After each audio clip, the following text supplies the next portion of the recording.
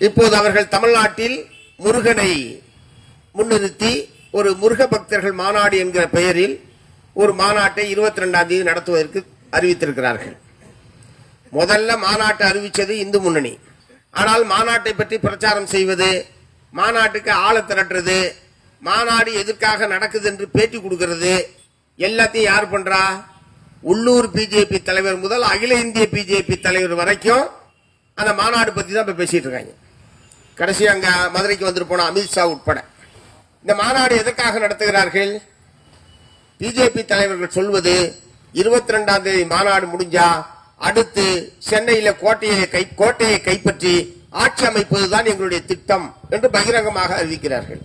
ஆனால் தமிழ்நாட்டு மக்கள் மதத்தை அரசியலுக்கு பயன்படுத்துவதையோ, மத நம்பிக்கை உள்ள மக்களை அரசியலுக்கு பயன்படுத்துவதையோ ஒருபோதும் ஏற்க மாட்டார்கள் என்பது மத நல்லிணக்கம், மக்கள் ஒற்றுமை, மதச்சார்பற்ற இந்த பாரம்பரியத்தை தமிழ்நாட்டு மக்கள், மதுரை மாவட்ட மக்கள் உயர்த்தி பிடிக்க வேண்டும்.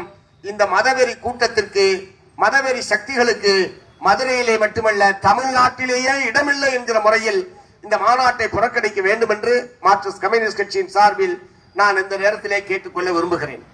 நாங்கள்லாம் எல்லாருக்கும் வேலை தரணும்னு கேட்டா அவன் வேல் பயிரம் நடத்துறான். இப்ப தமிழ்நாட்டில் வீட்டுக்கு ஒரு ஆளு வேலை இல்லாம இருக்காங்க, அல்லது 2 பேர் கூட இருக்காங்க. ஏன்னா இப்போதெல்லாம் நிறைய நம்முடைய இளைஞர்கள் நிறைய படித்து விட்டிருக்கிறார்கள், மிக உயர்ந்த கல்விகளை எல்லாம் கற்றிருக்கிறார்கள். ஆனால் அதற்குரிய தகுதியான கௌரவமான வேலை பார்க்கிறார்களா? பிஇ மெக்கானிக்கல் முடிச்சவன் 8000க்கும் 10,000க்கும் வேலை செய்யறான். செய்யறானா இல்லையா?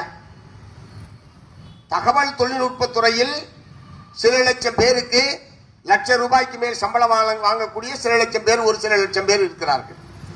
மற்ற அனைவரும் ஒரு கௌரவமான, ஒரு பாதுகாப்பான வேலையில் இருக்கிறார்களா என்றால் இல்லை என்கிற பதில்தான் பல குடும்பங்களில் இருந்து வரும்.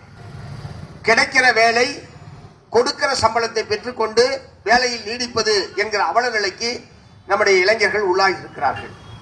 மத்திய அரசாங்கத்திலே 9 லட்சம் காலி பணியிடங்கள் இருக்கிறது.